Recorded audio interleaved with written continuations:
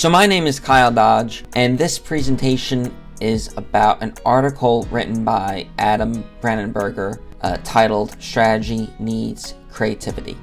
So I found this article to be particularly interesting. I thought it did a great job highlighting the origin points of different creative strategies.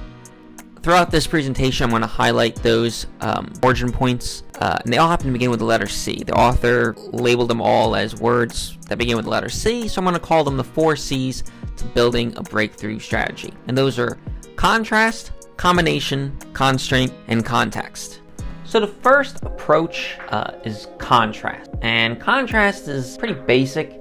It's looking how something is currently done and then doing it differently. And this is a really basic foundation or idea when it comes to creativity. Just looking at something and how it's done, how it's normally done, and trying to think, can we do it a little differently? Can we do it a little more efficiently?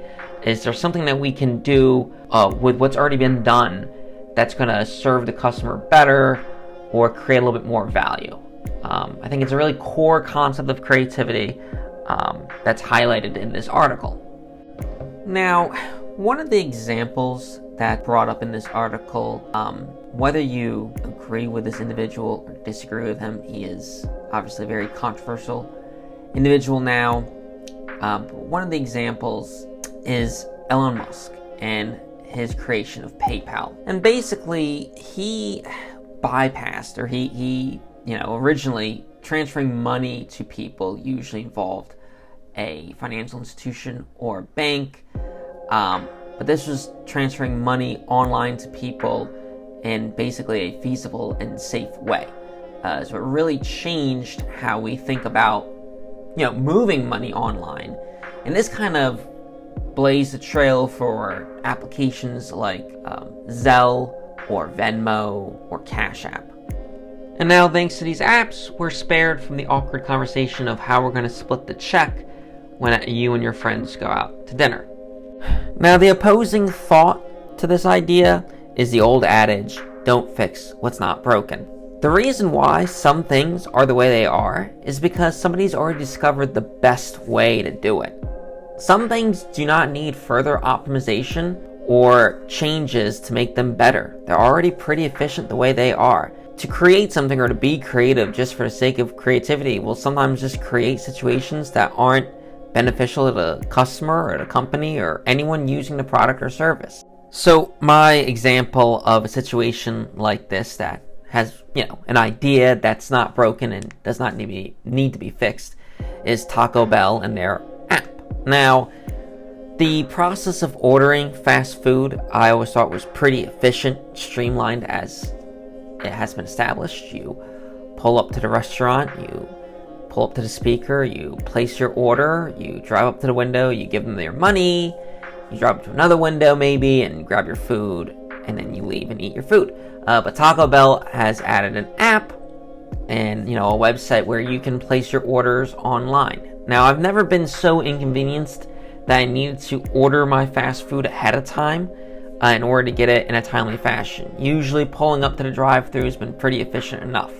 But on top of that, there are certain menu items that are only available through the app or through their website. You cannot just pull up to Taco Bell and order these items through the traditional drive-thru. I've tried it. I have not been successful. This is a huge inconvenience to customers. Why would you have menu items that are only available through one means of purchase? Why not have it on both? Why would you have items that are only available on the app and not available through the regular drive-thru? See, this is an example of an innovation that really doesn't help the customer that much. In order for me to eat these items or enjoy these items, I have to use a special program. I can't just get these items in a traditional way. So the second strategy I'm going to talk about is my personal favorite, combination. And to put it simply, combination is putting two or more things that don't normally go together. So for those of you who are close to the Georgian Court University campus, you might be familiar with a pool store called At Home Recreation. And, as the name implies, as the logo implies, this is a pool store.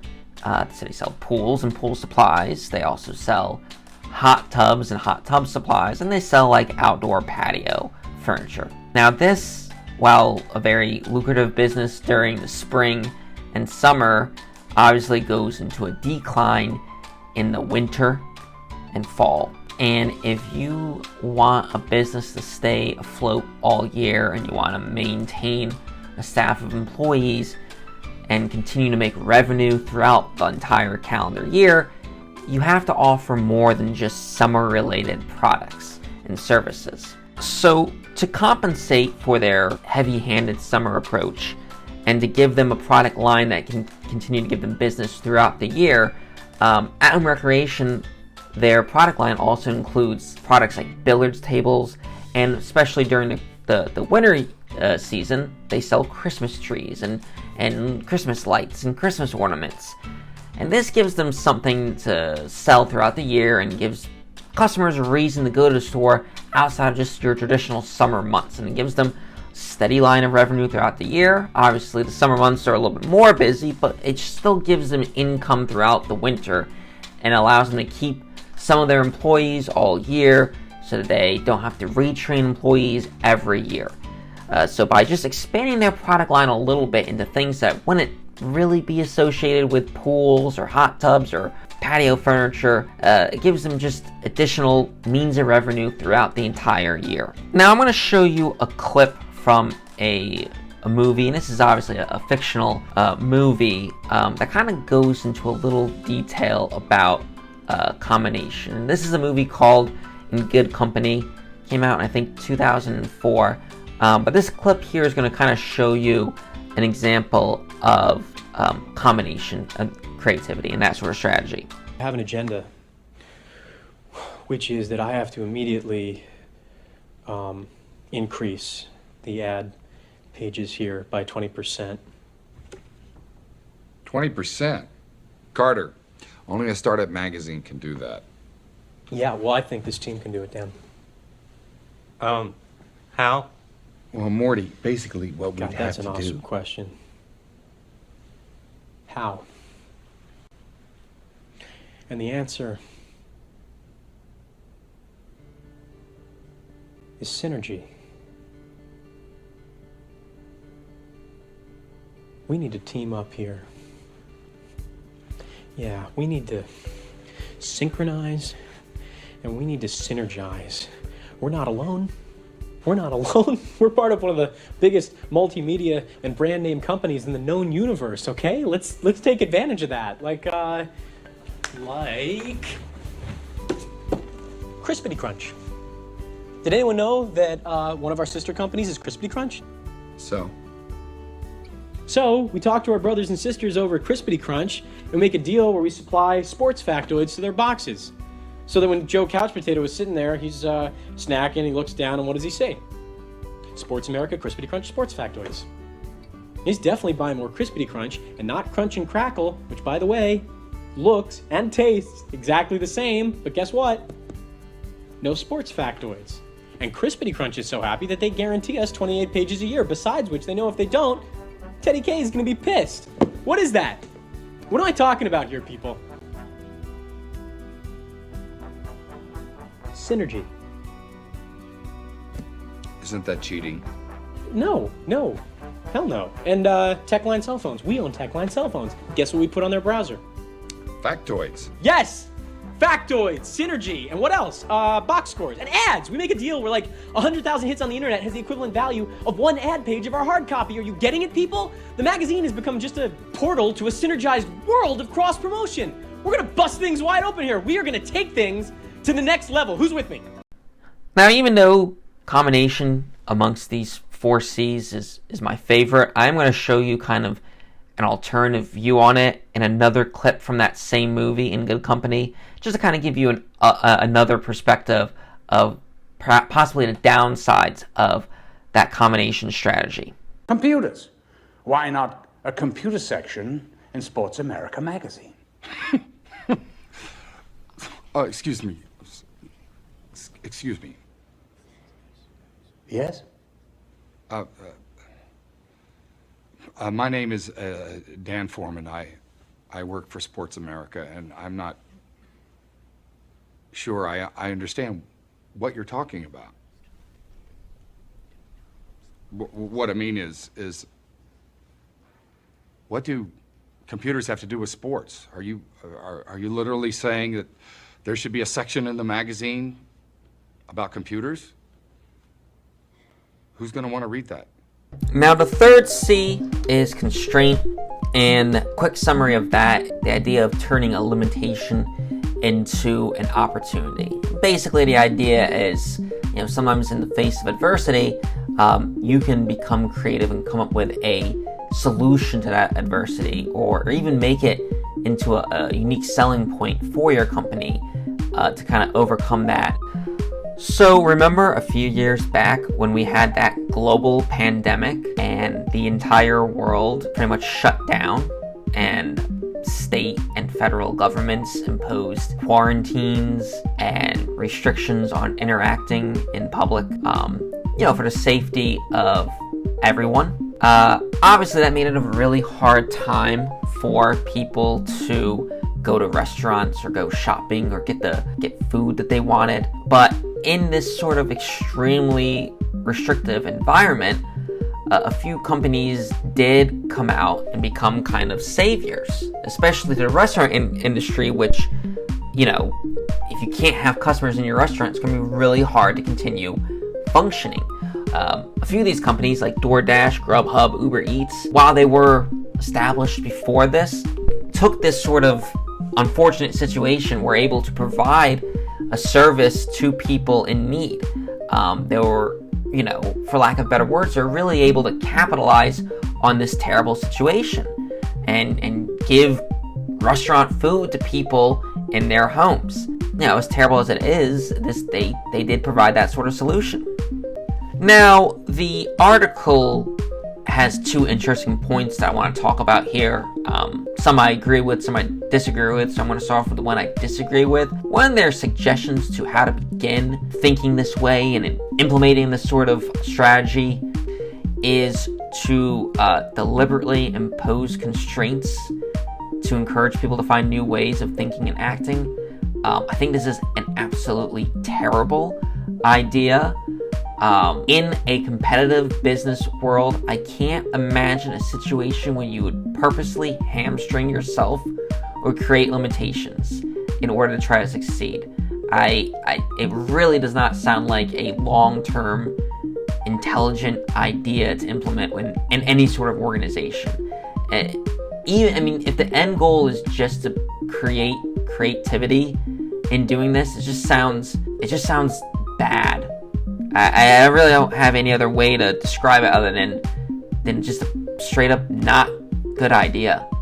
Now, to follow up with that the one point that they did have that I agreed with was this point down here. Successful businesses face few obvious constraints. People may feel no need to explore how new ones might create new opportunities. And I do kind of agree with this. There is going to be a certain point where if you have a constraint and you become successful, eventually you're going to want to develop a way to get around that constraint and offer your products or services without that restriction or constraint. And like this is a suggestion, a lot of the larger or more successful businesses don't have constraints. So it's not necessarily something that you want to, in my opinion, create for yourself. But however, I do think it's a very good way to be creative in the essence of looking at a situation that's not good and thinking, well, how can I get out of this situation? Or how can I help people who are in this situation? Or how can I work in this restrictive environment around me to create a positive effect? So the last strategy is context. And if I'm being honest, this is the one I was the least interested in. But context is how a problem similar to yours was solved in an entirely different situation, and seeing if you can use that sort of solution on your own problems. So one of the first examples in this article that's given is the invention of Velcro, which was spurred from these burrs on the left side. The inventor of Velcro basically saw these little burrs get stuck to clothing and then developed some sort of hook-like mechanism that could also connect to cloth and put fabrics together.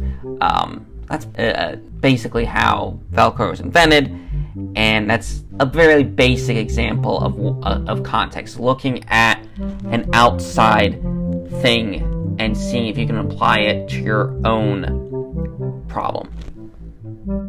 A more modern example of that would be the drive-thru. We all recognize that this is, a way to get fast food quickly. But other businesses such as pharmacies and banks have also implemented this sort of delivery method to customers, and has gone a huge way in making these sorts of businesses more convenient. Again, another basic modern example of looking at someone else's solution to a problem and applying it to your own business.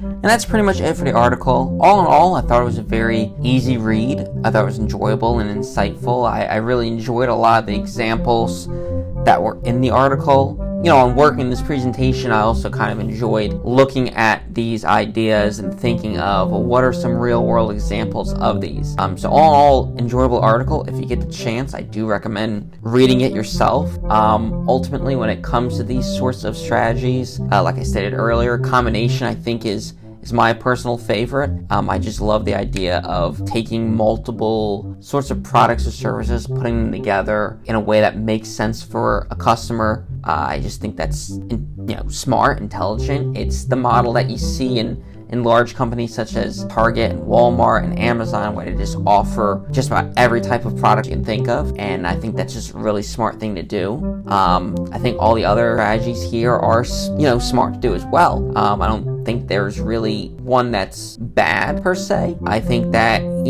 each one of these has their purpose, and when trying to be creative, leaning into any one of these is going to help you create a really creative and innovative idea.